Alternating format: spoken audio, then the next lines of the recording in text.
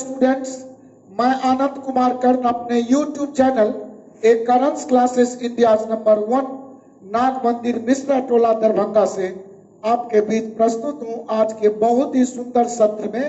और आज हम LCM SCF के कुछ ट्विस्टेड प्रश्नों पर चर्चा करूंगा और यह मेरा LCM SCF का यह वीडियो नंबर होगा 6। और आज हम ये 6 सेशन 6 पार्ट के तहत 6वें भाग के तहत हम आज कुछ सुंदर सा प्रश्नों का जिक्र करूंगा। और मुझे विश्वास है कि आप मेरा वीडियो अगर देखते होंगे तो जिस भी चैप्टर का आप वीडियो देखेंगे ना दोस्तों, उसका पार्ट 1 भाग से माने पार्ट 1 से अगर उसका लास्ट पार्ट तक आप वीडियो देख लें और उसको इत्मीनान से समझ जाए तो मेरा ऐसा मानना है या यूं कहूं कि दावा है कि किसी भी कंपटीशन का अगर प्रश्न उस चैप्टर से आप देखेंगे तो पलक झपकते ही प्रश्न पढ़ देंगे तो आंसर कर देंगे। और इसी सिद्धांत के तहत आज का पुनः यह सत्र में आपके बीच लेकर हाजिर हूं। मेरे असिस्टेंट के तौर पर मिस्टर चंदन जी और विकास जी और साथ साथ हमारे कोचिंग के director sir mister Raju sir ji, जिनका मोबाइल नंबर 9934849798 है। आप इनसे किसी भी प्रकार का कोचिंग संबंधी जानकारी इस नंबर पर डायरेक्टर सर राजू सर जी से प्राप्त कर सकते हैं। दोस्तों, बिना देर किए हुए चलिए LCM एंड HCF का यह पार्ट 6 वीडियो का यह पहला प्रश्न आपके बीच उपस्थित है और आप अपने मोबाइल स्क्रीन पर इसे देख भी रहे होंगे। प्रश्न है, वह कौन सी न्यूनतम संख्या है जिसे दुगुना करने पर वह 12, 18, 21 और 30 से पूर्णतया विभाजित है। तो जब कौन सी न्यूनतम संख्या की बात आई लिस्ट नंबर का, तो इसका मतलब कि हम सबसे पहला काम 12, 18, 21 और 30 का हम LCM निकालें। तो इसके लिए हम प्राइम फैक्टर कर लेता हूं। अब आज गुणनखंड तो यह 2 स्क्वायर गुने 3 है, यह 2 गुने 3 स्क्वायर, यह 2 दूनी 4 तिया 12 हुआ ना, यह 2 गुने 3 का स्क्वायर 9 तो 2 9 18, यह तो डायरेक्ट 3 गुने 7 है और यह 2 तिया 6 पंचे 30।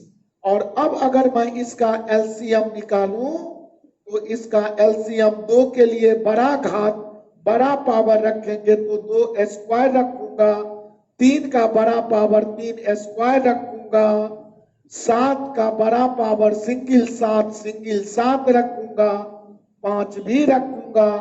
और इस तरह यह 4 है तो 4 पंचे 20 और 20 9 180 और 18 सत्ते 126, 1260 गुना करने से LCM इसका आया। अब देखिए कि अगर सिर्फ प्रश्न होता कि वह कौन सी न्यूनतम संख्या है जो 12, 18, 21 और 30 से पूर्णतया विभाजित है तो मेरा आंसर 1260 हो गया रहता। लेकिन दोस्तों, यहाँ प्रश्न है जिसे दुगुना करने पर, तो 1260 तो संख्या निकल कर आई तो दुगुना करने पर न वह कटना चाहिए। तो किस संख्या का दोगुना 1260 है, तो इसके लिए हम 1260 का आधा कर लूं तो यह संख्या 630 होगी और 630 का दोगुना करने पर 1260 हो जाएगी। तो प्रश्न है, वह कौन सी न्यूनतम संख्या है जिसे दोगुना करने पर, तो आंसर कहेंगे वह न्यूनतम संख्या 630 है जिसे दोगुना करने पर 1260 होगा और यह 12, 18, 21, 23 से पूर्णतया विभक्त होगा। मुझे पूरी विश्वास है कि आपने इस प्रश्न को बड़े मजे में समझ लिया होगा। तो बिना देर किए हुए नेक्स्ट प्रश्न आपका बोर्ड पर हाजिर है। जी हाँ दोस्तों, नेक्स्ट क्वेश्चन है 24 से 36 केले और 60 संतरे हैं और इन्हें कई पंक्तियों में इस प्रकार रखा जाना है कि प्रत्येक पंक्ति में समान संख्या में केवल एक प्रकार का फल हो। ऐसा करने के लिए पंक्तियों की न्यूनतम संख्या कितनी होगी? दोस्तों समझें, अगर 3 प्रकार का फल है और इसकी जो संख्या है वह है 24, 36 और 60 और इस 24, 36, 60 फलों को हम इस प्रकार पंक्ति में सजाना चाहते हैं कि प्रत्येक पंक्ति में फलों की संख्या समान हो और साथ साथ यह पंक्ति जो बनना चाहिए वह अधिक से अधिक नहीं, न्यूनतम संख्या पंक्तियों की, मतलब कम से कम कितना हम पंक्ति बनाएं कि प्रत्येक पंक्ति में ये 3 प्रकार के फल समान संख्या में सेटल हो और न्यूनतम पंक्ति बनाना है। तो अगर पंक्ति का संख्या, पंक्तियों की संख्या अगर मैं छोटा कर दूं, कम से कम कर दूं, तो एक पंक्ति में फल ज्यादा से ज्यादा रख दूं और ज्यादा से ज्यादा फल रखना अर्थात 24, 36, 60 का HCF फाइंड करना और इस तरह HCF इसका 12 मौखिक है, 12 ही महत्तम समापवर्तक होगी 24, 36 और 60 का। अगर निकालना चाहें तो जब 3 या 3 से ज्यादा संख्या हो तो 36 में 24 घटा लें तो 36 माइनस 24 आपका 12 होगा। अब 60 में आप 24 को भी घटा लें तो आप कहेंगे 60 में 24 गया 36 और 60 में 36 भी घटा लें तो आप कहेंगे 24 और अब 12, 36, 24 का कोई HCF पूछे तो निश्चित ही आपका 12 ही। इसमें देख सकते हैं कि जब HCF निकालना होता है तो पार्ट 1 वीडियो में समझा चुका हूं कि HCF लेंगे छोटी वाली संख्या, LCM लेंगे बड़ी वाली संख्या। तो यह छुरी के रूप में मैं बताया था कि यह चाकू या छुरी का काम करता है। तो 12 ही एक ऐसी महत्तम संख्या तीनों में आ सकती है जिससे ये तीनों संख्या काटे जा सकते हैं। तो हमारा HCF दोस्तों आ गया 12। अब इस 12 फल से अगर हम कहूं कि सेब जो 24 था उसका कितना पंक्ति बनेगा, जबकि एक पंक्ति में हम 12 फल रख रहे हैं और कुल फल रखा है 24, तो 12 से भागा देंगे तो कहेंगे 2 पंक्ति बनेगा। केला की जब बात करूंगा तो टोटल केला मेरा दिया हुआ था 36 और 12 का पंक्ति बनाऊंगा तो 12 दिया 36, 3 केले का पंक्ति बनेगा। और जब संतरे का पंक्ति बनाऊंगा तो संतरे की संख्या है 60 और एक पंक्ति में तो हम मैक्सिमम 12 फल रख रहा हूं तो 12 पंचे 60 और अब कहूं कि ये कुल कितने पंक्ति बने तो 2, 3, 5 और 5 10 पंक्ति ऐसे बनेंगे जिसमें प्रत्येक पंक्ति में 12 आपका फल रहेगा और एक भी फल आपका शेष नहीं बचेगा। तो ऐसा करने के लिए पंक्तियों की न्यूनतम संख्या मेरा 10 कंफर्म हो गया। मुझे पूरी विश्वास है दोस्तों कि प्रश्न को बड़े मजे में समझे होंगे और ऐसा प्रश्न सैनिक शिविर में 3 प्रकार के सैनिकों के कैडेट को सजाने का भी प्रश्न आता है। कभी कभी जानवरों का झुंड, गाय दे देगा, भेड़ दे देगा, बकरी दे देगा, उसकी संख्या दे देगा, पंक्ति में सजाने कहेगा और इस तरह न्यूनतम लिस्ट पंक्ति आपसे पूछेगा और एक पंक्ति में मैक्सिमम जानवरों को रखेगा। कहने का मतलब इस टाइप से नामकरण बदलकर डिफरेंट टाइप के क्वेश्चन आ सकते हैं नहीं, बल्कि टाइप यही होगा, नामकरण प्रश्न का डिजिट के साथ चेंज हो सकता है।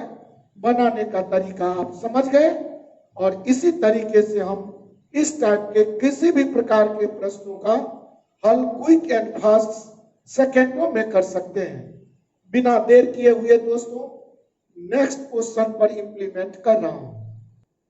जी हाँ दोस्तों, बहुत ही बेस्ट क्वेश्चन है कि 29 से बड़ी दो संख्याओं का मौसम 29 और लौसा 4147 है। इन संख्याओं का योग क्या है, यही प्रश्न है जी। तो इस प्रश्न में बहुत ही लॉजिकल कॉन्सेप्ट है, और एलसीएम एचसीएफ का ये सब बहुत ही सुंदर और स्टैंडर्ड क्वेश्चंस माने जाते हैं। तो इसके लिए कुछ भी नहीं समझिए, कुछ ज्यादा सोचने का बात नहीं है, घबराने डरने की बात नहीं है।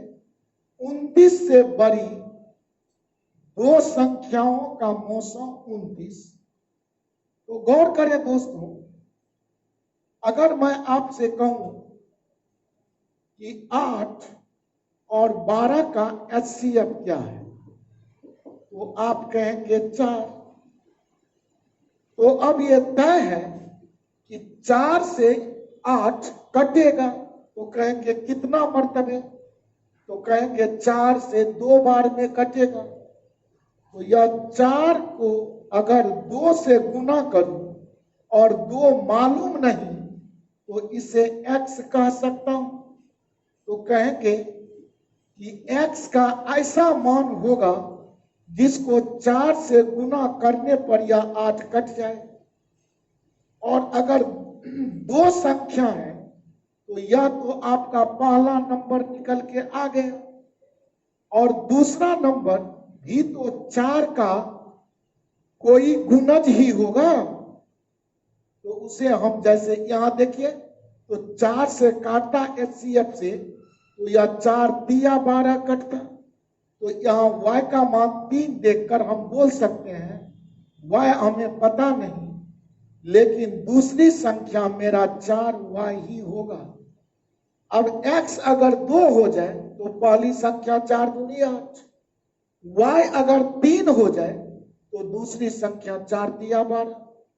और इसी सिद्धांत पर अगर 29 से बड़ी दो संख्याओं का मौसम 29 है, तो इसका मतलब यह है कि उस संख्या में 29 खुद शामिल नहीं है। तो हम पहली संख्या को बोल सकता हूं 29 का गुणज कोई भी 29x, और दूसरी संख्या के रूप में इसी तरह मैं 29y को बोल सकता हूं।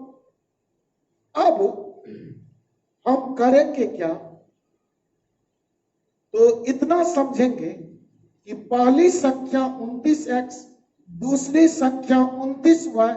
अब इन दोनों का अगर आपसे एलसीएम पूछूं, तो इस एलसीएम का माने होगा 29 का एलसीएम 29, और x और y तो परस्पर अलग अलग को प्राइम रहा होगा।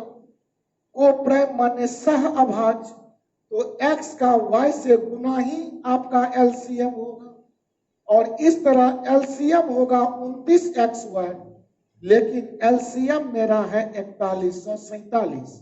पहले मैं मैथमेटिक्स इसका समझाता हूं, उसके बाद मैं डायरेक्टेड टेक्निक समझाता हूं कि इतना काम परीक्षा में करने का आवश्यकता नहीं है।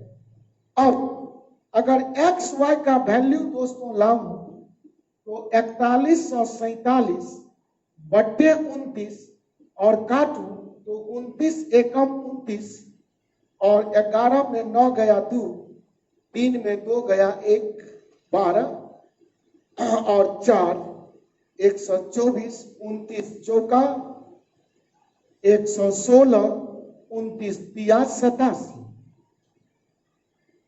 और इस तरह 29 से 143 बार में हम इसे काट दिए।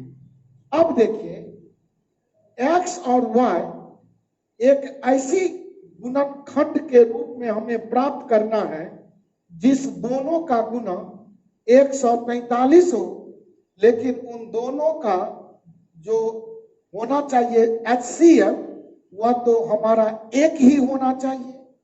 एक का मतलब कि ये x और y का गुना करने से 143 लाने के लिए एक मेरा जो कॉन्सेप्ट है वह हो सकता है 11 और 13 का गुना अगर कर लूं तो यह मेरा 143 दे सकता है।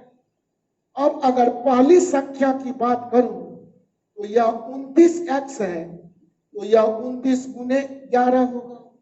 दूसरी संख्या की बात करूं तो यह 29 गुने 13 होगा। और अब हम दोनों का जोड़ निकालूं, क्योंकि हमसे पूछा गया इन संख्याओं का योग क्या है। दोनों में आप 29 कॉमन ले सकते हैं, 11 में 13 जोड़ लेंगे, 11 और 13 का जोड़ आपका 24 होगा, 9 चौका 36 हो, सबका यूनिट प्लेस है, तो 29 चौका 116 का 6 हासिल 11, 29 दूनी 58 और 11 को जोड़ूं तो 696 मेरा ऑप्शन बी प्राप्त हुआ। और इस तरह हम इस प्रश्न का आंसर बनाए। इसका एक गुणनखंड 1 गुने 143 भी हो सकता था, तो पहली संख्या 29 या x का मान होता, यही y का होता, तो 29 का 1 से गुना तो पहली संख्या 29 आता और दूसरी संख्या 143 का 29 से गुना जो होता। लेकिन प्रश्न बोल दिया था कि 29 से बड़ी संख्या चाहिए, इसलिए हमने इस फैक्टर को हटाया और यह भी फैक्टर हमें इसका युग्म संख्या निकालने के लिए संभव था, पेयर नंबर के लिए, लेकिन हम इसे इसीलिए ओमिट किया, छोड़ा, क्योंकि संख्या हमें 29 से बड़ी निकालनी थी। तो 29 का 11 से गुना स्वभावतः संख्या बड़ी होगी, 29 का 13 से गुना स्वभावतः 29 का 13वां गुना होगी।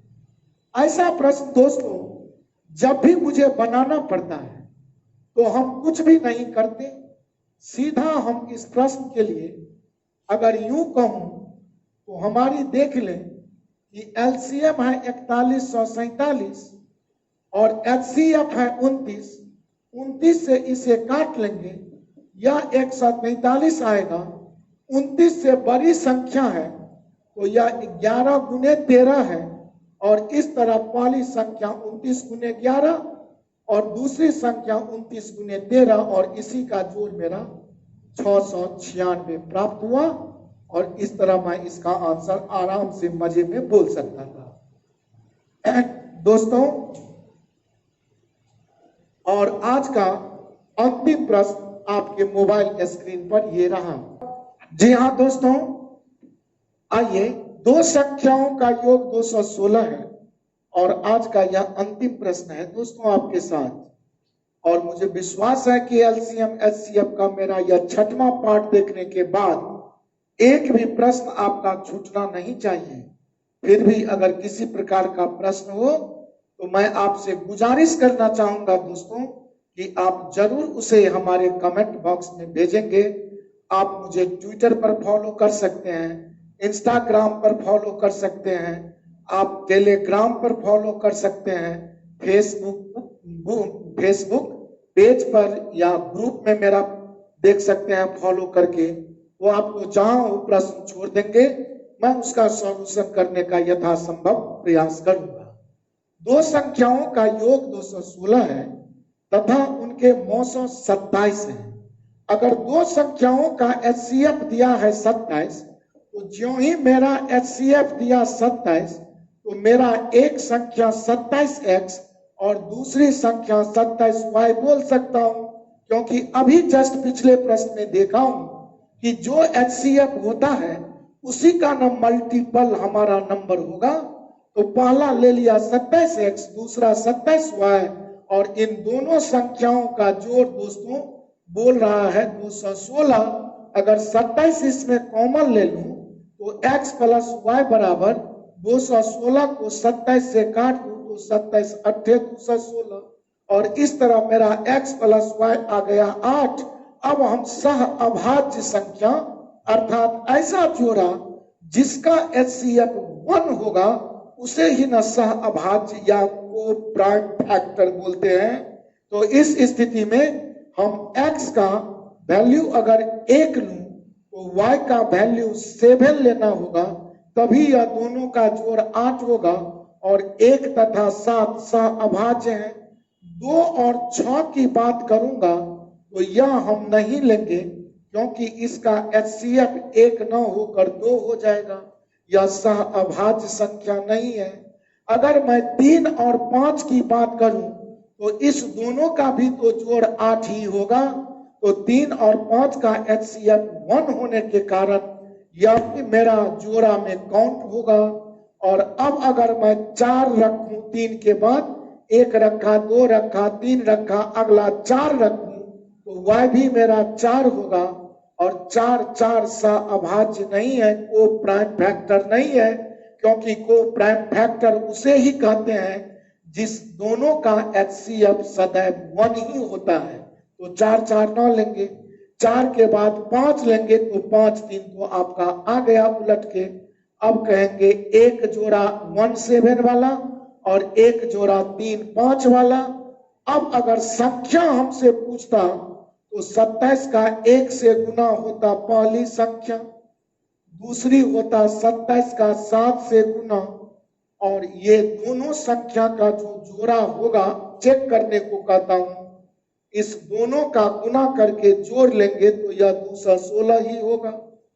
दूसरी संख्या का जोड़ा 27 गुने 3 का और 27 गुने 5 का होता, और इस दोनों के गुणनफल को जोड़ लूं तो उसका जोड़ भी मेरा 216 होगा। और इन संख्या के निश्चित ही HCF इन जोड़ों का 27 ही होगा। अर्थात ऐसे प्रश्न बनाने के लिए मैं तो ये संख्या निकालने का तरकीब बताया। सीधा जो मैं HCF देखूंगा उस HCF से मैं दोनों नंबर तुरंत x और y या कोई भी कांस्टेंट टर्म में आप उसे एक कोई भी वेरिएबल्स लगाकर उसे क्या कहते हैं चर और अचर संख्याओं का इस तरह मिलन करवाकर कांस्टेंट में वेरिएबल लगाकर पहली दूसरी संख्या देख लेंगे। और इस तरह इन दोनों का जोड़ है बराबर जोड़ है।